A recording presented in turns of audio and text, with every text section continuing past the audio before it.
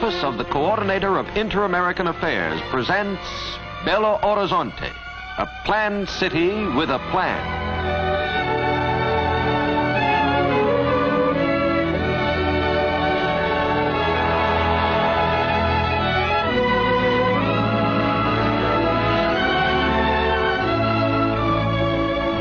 Less than 50 years ago, Brazil's Coral del Rey Mountains looked down on a hamlet hidden among the rolling foothills. Today, on this site, stands Brazil's seventh city, Belo Horizonte, home of over 200,000 far-thinking people.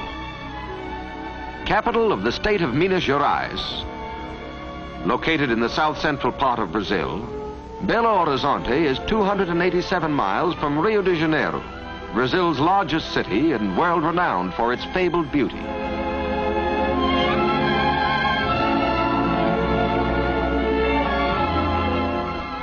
"463 miles from São Paulo, Brazil's second city and the ranking industrial city of Latin America.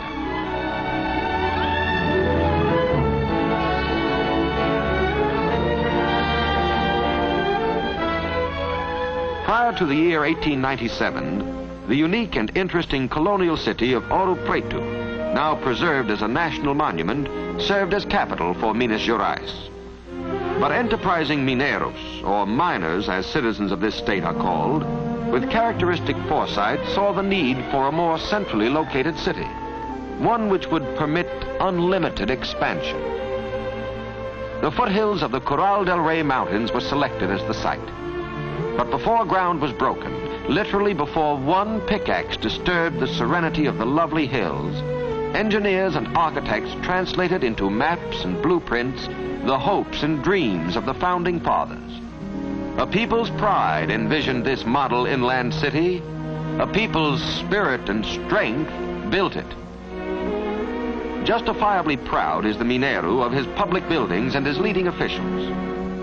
The governor's palace, residence of the state's chief executive, the Department of Interior,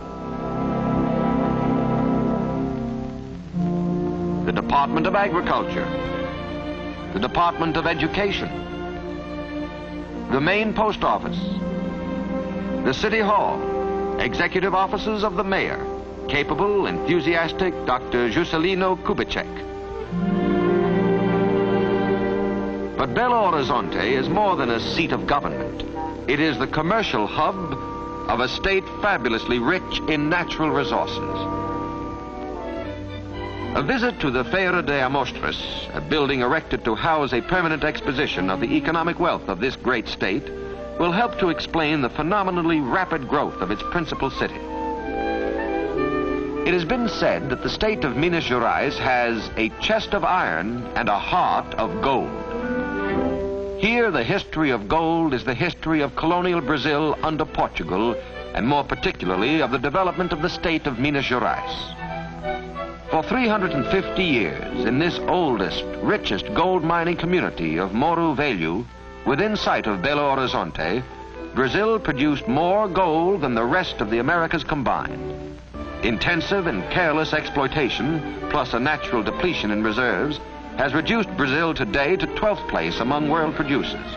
Even this comparatively small output of gold reflects itself on the economic life of the city.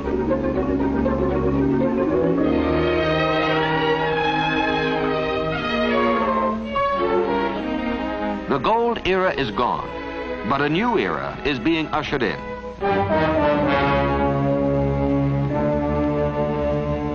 King Iron, long a slumbering giant in the mountains of Minas Gerais, is beginning to stir. 1/4 of the total known iron reserves of the world are in Brazil. At Itabira occurs the largest single deposit. The hilly streets and roads in and around this mining town are literally made of iron.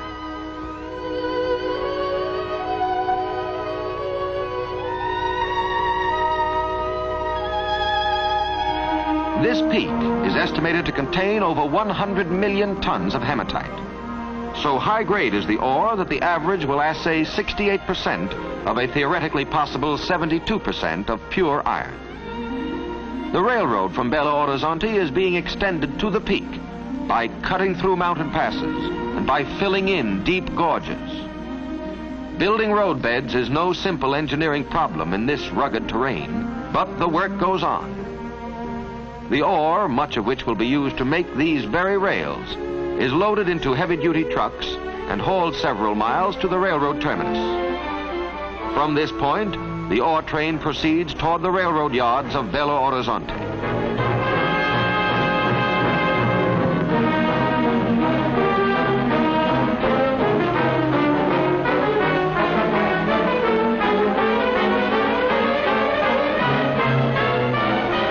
At this important junction, some of the cars may be sent to the foundries in São Paulo. Most of them will go on to a large steel, wire, and rail mill at Monlevade, employing over 2,000 people. This mill, the only rail rolling mill in South America, is but the vanguard of even larger mills and foundries now in construction.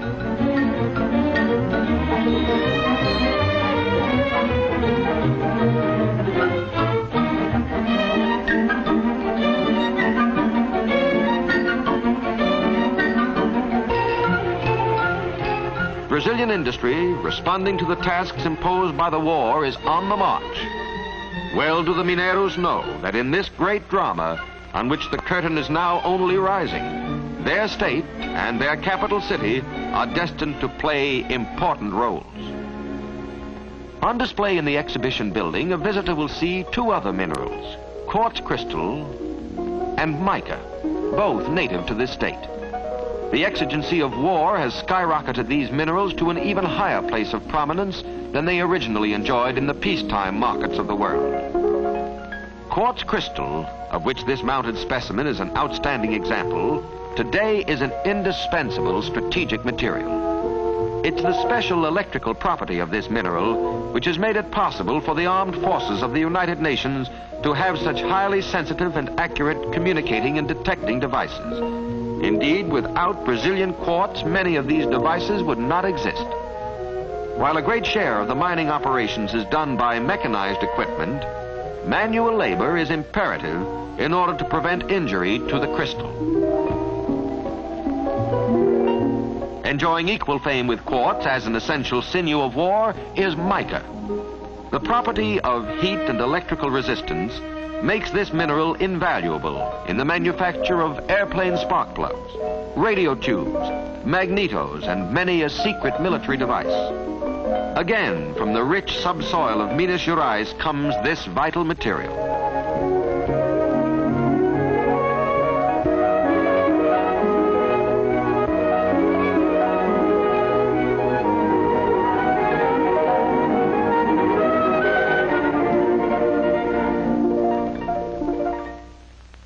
In the cutting and trimming shops, busy Mineiros, men, women, and children, keep these leaves of mica moving toward the stockpiles of American factories and arsenals, and thus are contributing their very ample share to the cause of freedom. Numerous and varied are the other minerals on display at the Feira, all of them contributing to the prosperity of Belo Horizonte. No wartime aristocrats, but worthy of more than a mention, are manganese, chromium, aluminum, silver, nickel, graphite, calcium, kaolin, columbite, and zirconium. Belo Horizonte is also the center of Brazil's steadily growing diamond industry. This diamond, named in honor of Brazil's President Vargas, is the fifth largest diamond in the world, weighing 726 carats. In the production of semi-precious stones, the state of Minas Gerais is the undisputed leader of the world.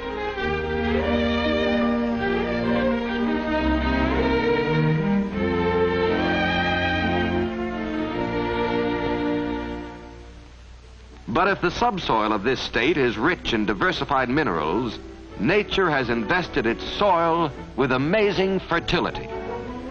The products grown are legion: castor beans, tea, coconuts, peanuts, rice, wheat, beans, corn, tobacco, cotton, Also on display are some of the manufactured articles of this state. Cosmetics, dolls, bathroom fixtures, ironware, thread and yarn, textiles, pipe tobacco, soap, fertilizer, lubricating oils, building materials such as cement, and various types of marble and granite. Yes, all this nature has generously and bountifully entrusted to the care of the people of this great state. And over all these riches, they are proving themselves trustworthy guardians.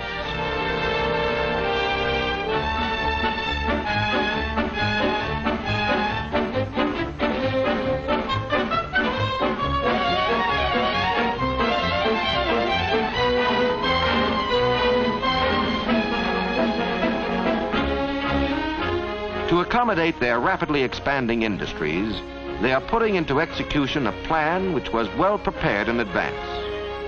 In this area, restricted to industry, all factories will have direct access to 2 railroads. Even as the building of the roadbeds, bridges, and viaducts proceeds, large plants are springing up.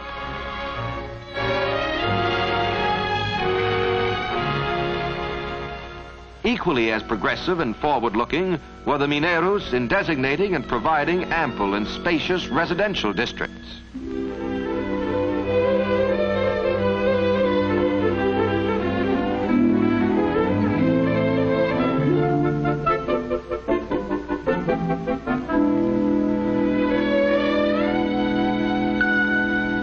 Though Belo Horizonte is principally a city of private homes, the influx of large numbers of people has given impetus to the building of apartment houses and hotels.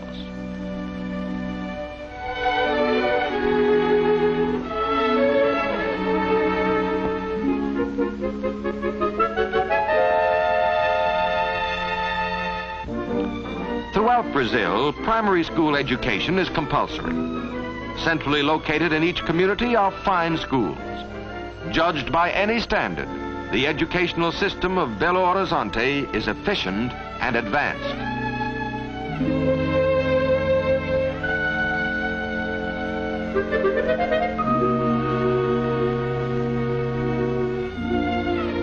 At the conservatory, instruction in music is available to young and old alike.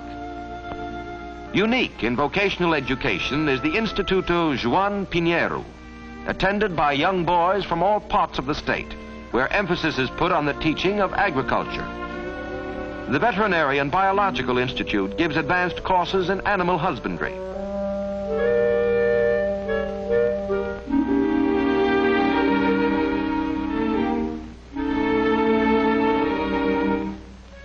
The public library houses a fine collection of reference works available to the student in Portuguese, French, or English. Great progress has been made in improving the lot of the underprivileged boy. Fashioned on the same pattern as Father Flanagan's Boys Town, this school, supported by the 5 city newspapers, trains these boys in the printer's trade. In dealing with crime, the Mineros have brought penology to a high point of accomplishment. The penitentiary of Neves is one of the most modern prisons in the world. To return men to society as useful citizens is the ultimate aim of every prison. Here at the model prison of Neves, by the application of the honor system, by making available to the inmates practical vocational instruction in diversified trades, and by providing them with well-lighted and ventilated quarters, the Mineros are making good in their efforts to rehabilitate these men and to make them potentially useful to their respective communities. Typical of the many modern hospitals and sanatoriums devoted to the care of the sick is the São Vicente de Paulo Hospital.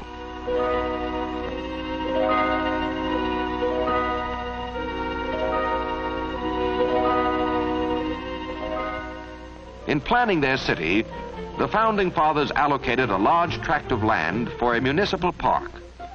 Today, in this beautifully landscaped park, in the heart of the city, the Mineiro and his children avail themselves of the many facilities for diversion and play.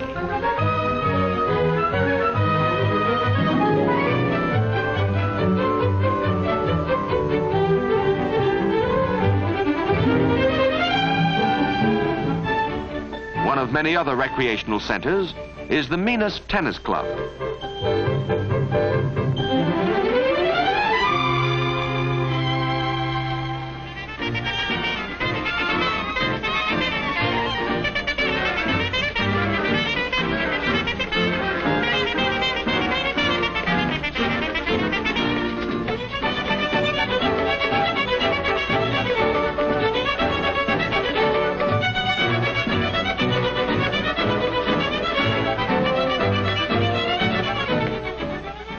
Around attractive Lake Pampulha, a few minutes' drive from the center of town, a new residential district is being built in the traditional way of the Mineiro, according to plan. Already in operation is the Yacht Club, with its magnificent swimming pool and clubhouse. Across the lake at the Pampulha Casino, Mineiros can dine, dance, or watch a smart floor show. If they prefer, they can go to the more popularly priced baile and dine and dance in the open pavilion. In all his enterprises, the Mineiro humbly has sought divine guidance. And in his free houses of worship, he has offered up his thanks for the blessings it has been his privilege to enjoy. Proud indeed is the friendly Mineiro of his achievements, as from day to day, his capital city continues to grow and prosper. To him each year on September 7th, as he commemorates his Independence Day, freedom and liberty have a special significance. For free men were his fathers who planned his beloved city. Highly resolved are his sons to remain free as they plan for their proper place in the assured future of orderly, progressive Brazil.